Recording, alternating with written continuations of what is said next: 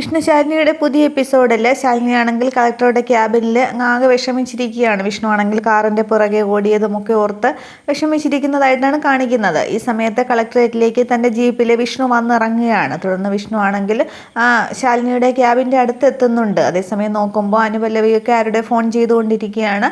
സാറിന് വേണ്ടി collector madam wait ചെയ്യുകയാണെന്നൊക്കെ സംസാരിക്കുന്ന കേൾക്കുകയാണ്. അപ്പോൾ ശാലിനി താൻ ഇവിടെ തന്നെ ഉണ്ട്, ആരോട് അനുവാദമൊന്നും ചോദിക്കാനായിട്ട് ഞാൻ നിൽക്കുന്നില്ല, ഞാൻ വന്നു എന്നറിഞ്ഞാൽ താൻ ചിലപ്പോൾ മാറിക്കളയും, അതുകൊണ്ട് ഞാൻ അങ്ങ് അകത്തേക്ക് കയറുകയാണ്, ഈ അവസരം ഞാൻ പാഴാക്കില്ല എന്ന് പറഞ്ഞിട്ട് വിഷ്ണു ആ കളക്ടറുടെ ക്യാബിനിലേക്ക് അങ്ങ് ഡോറ് തുറന്ന് തള്ളി അങ്ങോട്ട് അകത്തേക്ക് കയറുകയാണ്. അകത്തേക്ക് കയറുമ്പോൾ കളക്ടറുടെ കസേരയിൽ ഇങ്ങനെ തിരിഞ്ഞിരിക്കുന്നതായിട്ടാണ് കാണിക്കുന്നത്. കളക്ടർ തിരിഞ്ഞിരിക്കുന്നതായിട്ടാണ് കാണിക്കുന്നത്. അന്നേരം ശാലിനി എന്നിങ്ങനെ വിഷ്ണു വാതൊക്കെ ചെന്നിട്ട് അങ്ങ് വിളിക്കുമ്പോൾ പെട്ടെന്ന് കസേരയിലിരിക്കുന്ന കളക്ടർ തിരികെയാണ് കാണിക്കുന്നത്. പക്ഷെ അത് തേജസ്വിനിയാണ് കാണിക്കുന്നത്. അതിന് മുന്നേ വരെ അവിടെ ശാലിനിയാണ് ഇരുന്നിരുന്നത്.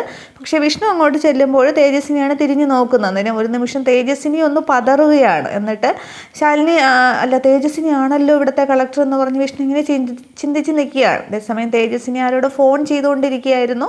സാറിന് വേണ്ടിയാണ് ഞാൻ വെയിറ്റ് ചെയ്തതെന്ന് പറഞ്ഞിട്ട് ഇപ്പോൾ എത്തുമല്ലോ എന്ന് പറഞ്ഞിട്ട് ഫോൺ വെക്കുന്നുണ്ട്. അതിനും സത്യാൻ്റിയുടെ മോൻ വിഷ്ണു അല്ലേ എന്നിങ്ങനെ പെട്ടെന്ന് ഇങ്ങനെ തേജസ്വിനി അങ്ങ് ചോദിക്കുകയാണ്. അന്നേരം അതേന്ന് പറയുന്നുണ്ട്. അന്നേരം എന്താ പ്രത്യേകിച്ചെന്ന് ചോദിക്കുമ്പോൾ അല്ല മാഡം ഫംഗ്ഷന് വന്നിരുന്നല്ലോ, അപ്പോൾ ഒരു താങ്ക്സ് പറയാനായിട്ട് സാധിച്ചില്ല, അതിനുവേണ്ടി വന്നതാണ് എന്നിങ്ങനെ വിഷ്ണു പറയുന്നുണ്ട്. ഈ സമയത്ത് വിഷ്ണു അങ്ങ് അകത്തൊക്കെ നോക്കുന്നുണ്ട്. ശാലിനിക്ക് വേണ്ടി വിഷ്ണുവിൻ്റെ കണ്ണിങ്ങനെ അവിടെയൊക്കെ അങ്ങ് പരതുകയാണ്. പക്ഷേ ശാലിനി ആണെങ്കിൽ ആ ക്യാബിൻ്റെ തൊട്ടപ്പുറത്ത് സൈഡിലേക്ക് മറഞ്ഞ് ഇരിക്കുകയാണ്. ശാലിനി ആയിരുന്നു അവിടെ ഉണ്ടായിരുന്നത്. അപ്പോൾ വിഷ്ണുവിനെ കണ്ടിട്ട് ശാലിനി അവിടെ മാറിയതാണ്. തുടർന്ന് തേജസ്വിനി നോക്കുമ്പോൾ മേശപ്പുറത്ത് ശാലിനി വിഷ്ണു IAS എന്ന് എഴുതിയ നെയിം ബോർഡ് ഇരിക്കുന്നുണ്ട്. പക്ഷേ വിഷ്ണു അത് ശ്രദ്ധിക്കുന്നില്ല. ശാലിനിയെ കാണാൻ വന്നിട്ട് തേജസ്വിനിയെ കണ്ടപ്പോൾ ആ ഒരു അങ്കലാപ്പിൽ മൊത്തം ടച്ച് പോയി നിൽക്കുകയാണ് വിഷ്ണു. തുടർന്ന് വിഷ്ണു ഇരിക്കുക എന്നൊക്കെ പറയുമ്പോൾ ഇല്ല, ഇതിലെ പോയപ്പോൾ കയറിയെന്നേ ഉള്ളൂ, പേപ്പർ വർക്കൊക്കെ ആയിട്ട് കുറച്ച് കാര്യമുണ്ട് ഹോട്ടലിൻ്റെ, ഞാൻ ഇറങ്ങുകയാണെന്ന് പറയുന്നുണ്ട്. അന്നേരം സമയം കിട്ടുമ്പോൾ ഇറങ്ങുക എന്ന് പറയുന്നുണ്ട് തേജസ്വിനി. അന്നേരം തേജസ്വിനിക്ക് ആകെ ഒരു പതർച്ച തന്നെയാണ്. തുടർന്ന് വിഷ്ണു അങ്ങോട്ട് ഇറങ്ങുമ്പോഴും ഒരു നിമിഷം വാതിൽക്കൽ നിന്നിട്ട് വിഷ്ണു ഇങ്ങനെ തിരിഞ്ഞു നോക്കുന്നുണ്ട്. അന്നേരം തേജസ്വിനി അങ്ങ് ചിരിച്ച് കാണിക്കുകയാണ്. തുടർന്ന് വിഷ്ണു അവിടെ നിന്ന് അങ്ങ് പോകുന്നുണ്ട്. തുടർന്ന് വിഷ്ണു ആണെങ്കിൽ ആകെ നിരാശനായിട്ട് അവിടെ നിന്ന് പോവുകയാണ്. അതിനുശേഷം ശാലിനി ആണെങ്കിൽ തേജസ്വിനിയുടെ അടുത്തേക്ക് വരുന്നുണ്ട്. മറഞ്ഞു നിന്ന ശാലിനി ഇങ്ങോട്ട് ഇറങ്ങി വരികയാണ്. അന്നേരം അത് എങ്ങനെ അവിടെ തേജസ്വിനി ആയി എന്നുള്ളത് പിന്നീടാണ് ആ ഓർമ്മകളൊക്കെ റീകളക്ട് ചെയ്ത് കാണിക്കുന്നത്. തേജസ്വിനിയും ശാലിനിയും തമ്മിൽ സംസാരിച്ചുകൊണ്ടിരിക്കുമ്പോൾ ശാലിനി ഇങ്ങനെ ഒന്നല്ലാതെ നോക്കുമ്പോൾ CCTVയിൽ നോക്കുമ്പോൾ വിഷ്ണു ഇങ്ങനെ അകത്തേക്ക് കയറി വരുന്ന കാണുകയാണ്. അന്നേരം വിഷ്ണു എത്തിയിട്ടുണ്ട്, നീ എങ്ങനെയെങ്കിലും ഒന്ന് മാനേജ് ചെയ്യുമെന്ന് പറഞ്ഞിട്ട് തൻ്റെ കസേരയിലേക്ക് തേജസ്വിനിയെ പിടിച്ച് ഇരുത്തിയിട്ട് ശാലിനി അവിടെ നിന്ന് മറഞ്ഞിരിക്കുകയാണ് ചെയ്യുന്നത്. തുടർന്നാണ് വിഷ്ണു വന്ന് വാതിൽ തള്ളി തുറക്കുമ്പോൾ തേജസ്വിനിയെ കാണുന്നതും ഒക്കെ.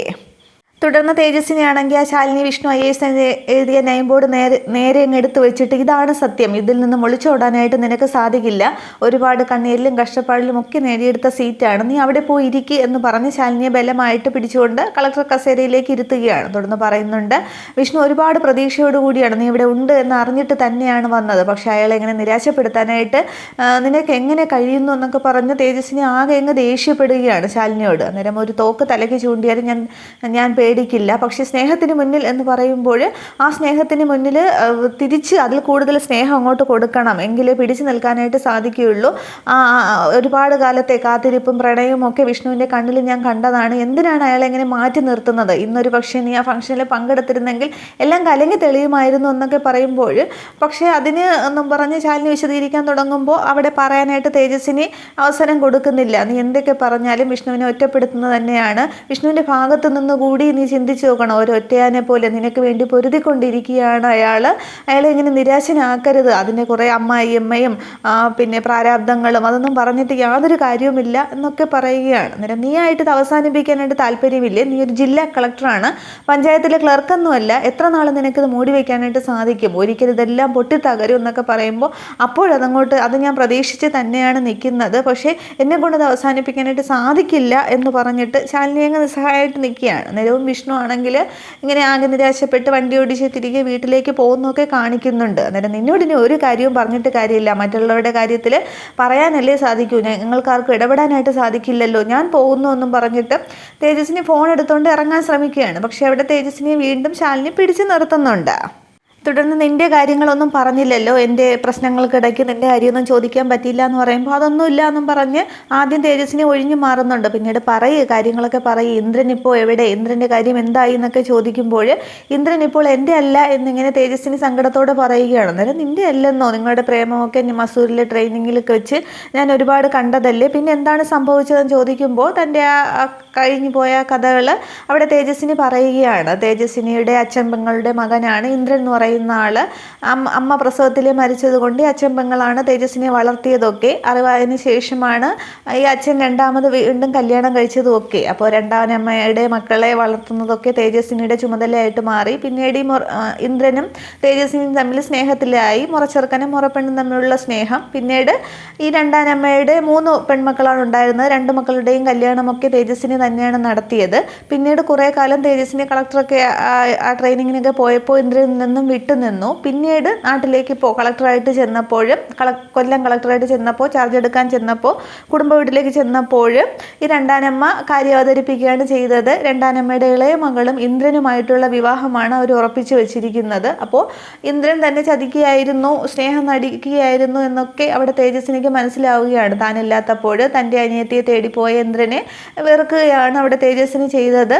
അപ്പോൾ നീ എന്തിന് വിട്ടുകൊടുത്തു എന്നിങ്ങനെ തേജസ്വിനി ചോദിക്കുമ്പോൾ നിൻ്റെ അനിയത്തിയുടെ വയറ്റിൽ ഇന്ദ്രൻ്റെ കുഞ്ഞുണ്ട് എന്ന് പറഞ്ഞ് രണ്ടാനമ്മ നിന്ന് നിസ്സഹായമായിട്ട് കരയുമ്പോൾ എനിക്കിതല്ലാതെ വേറെ വഴി ഉണ്ടായിരുന്നില്ല എന്ന് പറഞ്ഞ് തൻ്റെ ആ കഥകളൊക്കെ അവിടെ ശാലിനിയോട് തേജസ്വിനി പറയുകയാണ്. തുടർന്ന് പറയുന്നുണ്ട്, നിനക്കൊരു നല്ല ജീവിതം കിട്ടി കാണും എന്നാണ് ഞാൻ വിചാരിച്ചത് എന്നിങ്ങനെ ശാലിനി പറയുന്നുണ്ട്. അന്നേരം കളക്ടറായപ്പോൾ എല്ലാവരും വിചാരിക്കും നല്ല ജീവിതമെന്ന്. പക്ഷെ എൻ്റെ ജീവിതം ഇങ്ങനെ ആയിപ്പോയി. പക്ഷെ നീ തോറ്റിട്ടില്ല, നിൻ്റെ ജീവിതം ഇനിയും ബാക്കിയുണ്ട്, ഇനി നീ അത് നേടിയെടുക്കണം എന്നിങ്ങനെ തേജസ്വിനി ശാലിനിയോട് പറഞ്ഞുകൊണ്ട് നിൽക്കുകയാണ്. അന്നേരം അത്രയും ആകുമ്പോൾ എപ്പിസോഡ് അവസാനിക്കുന്നുണ്ട്. അപ്പോൾ ഇനി സത്യഭാമ ഇനി വിഷ്ണുവിന് വേണ്ടി തേജസ്വിനി കല്യാണം ആലോചിക്കുകയോ അങ്ങനെയുള്ള എപ്പിസോഡുകളോ എന്തെങ്കിലുമൊക്കെ ആയിരിക്കും വരാൻ പോകുന്നത്. എന്തായാലും വിഷ്ണു കാണാൻ വന്നിട്ടും ശാലിനിയെ കാണാനായിട്ട് സാധിച്ചില്ല. പക്ഷേ ഇനി സുസ്മിത തന്നെ സത്യഭാമയോട് പോയി പറയും ശാലിനിയൊക്കെ ഇവിടെ ഉണ്ട് എന്നുള്ളതും. സത്യഭാമയും വിഷ്ണുവും കൂടി കുടുംബശ്രീയിലേക്ക് വരുന്ന സീനൊക്കെയാണ്. അതൊക്കെ ഇനി അടുത്ത ആഴ്ചയിലെ എപ്പിസോഡുകൾ തന്നെയുണ്ട്. അതൊക്കെ നമുക്ക് കാണാം.